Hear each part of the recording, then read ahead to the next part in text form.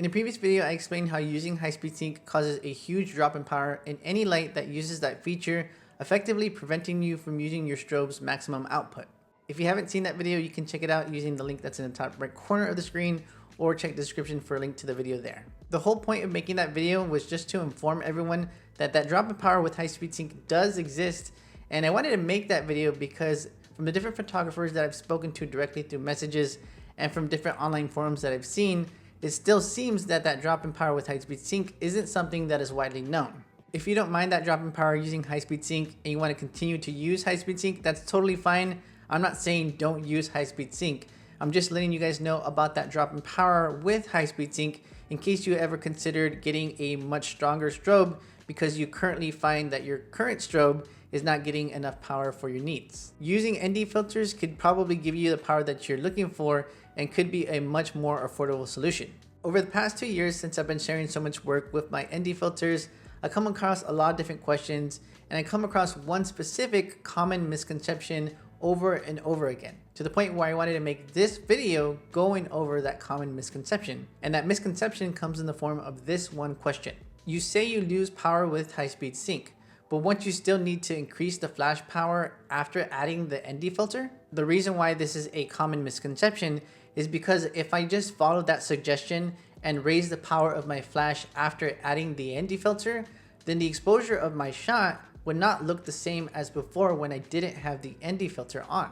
The whole point of using an ND filter is to achieve the same exposure as before, but now with a wider aperture than when I didn't have the ND filter on, and the flash is going to stay exactly the same. Whenever I add an ND filter, the exposure of the shot is going to drop by however many stops the ND filter is. And for this video, let's go ahead and say that's going to be 4 stops. After adding that 4-stop ND filter, my exposure is darker by 4 stops, but instead of leaving the settings the same, I'm now going to change my aperture from f8 to 4 stops brighter at f2. And now my exposure is exactly the same as before when I didn't have the ND filter on and had to use a much more narrow aperture. I darkened the exposure 4 stops with the ND filter, but then I canceled out that darkness by opening up the aperture 4 stops, the same amount. The flash did not have to change at all. If at any point in that last minute I lost you with all the ND filter talk, then I'm happy to tell you guys that I'm a visual learner myself, so I wanted to visually demonstrate this common misconception with ND filters with photo examples I took from my latest photo shoot that I did with my friend Monique at our local convention center. I first took a photo at f8, 1/250th of a second, ISO 100 with my flash set to 1/16th power. If I didn't have high-speed sync or ND filter, then this would be the only way to get this exposure. You can see that since I have such a narrow aperture of f8, there's a lot in the background that is in focus. After I took that last shot, I then added a 4-stop ND filter. Again, the common misconception is that I just need to increase my flash power to properly expose my subject after adding the ND filter. Since my flash was set to 1/16th, going up 4 stops meant now going to full power because 1/16th to 1/8 is 1 stop, 1/8 to 1/4 is 2, 1/4 to half is 3 stops, and then half to full power is 4 stops. You can see the background and ambient light around her got way darker.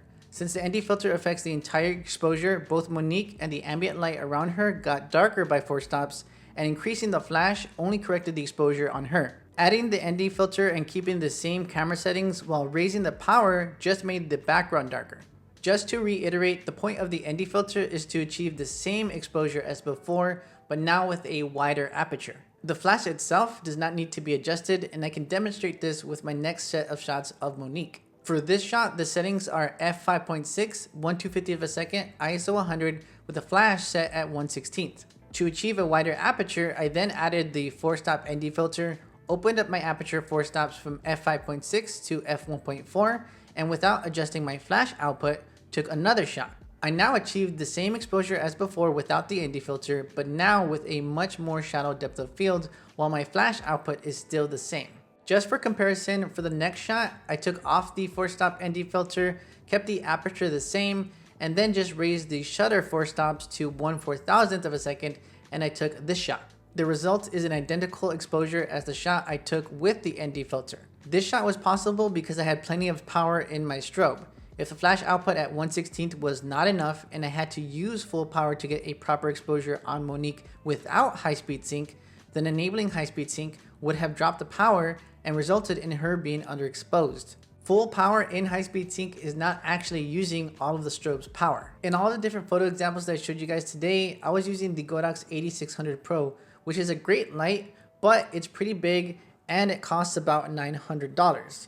It does have a lot of extra power available, but if I don't need all that extra power, then I could probably get by with using a much smaller light. I actually could have even used this tiny little speed light right here, which is about 1/10 of the cost at $85 and is a much smaller light. The reason why I could have created those shots with this little speed light right here is because I was using the Godox 8600 Pro at 1/16 power, which actually becomes around the same amount of power this light has at full power. But in order to use this little guy to its fullest potential, I would need to use it without high-speed sync, since the power loss with high-speed sync in this little light is actually pretty drastic at about 3 stops of power. That means that that little speed light is only able to reach about 1/8 of the power that it actually has because of that big drop in power with high-speed sync. That's actually the most loss in output of all the different Godox lights that I've tested.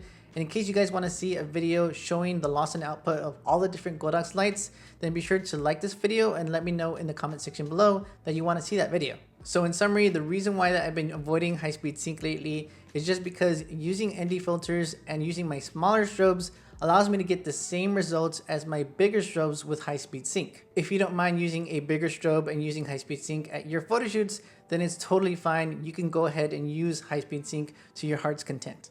Even though I use ND filters a lot now, I still do use high-speed sync every now and then. Aside from just the power output, there's a lot of different pros and cons when you use high-speed sync or ND filters, and I plan to go over all of that in a future video coming soon. That's it for this video. I hope it helped you and I hope you learned something. And if you did, make sure to give this video a like and subscribe to the channel. If you guys have any questions at all, let me know in the comment section below. Take care, and I'll see you in the very next video.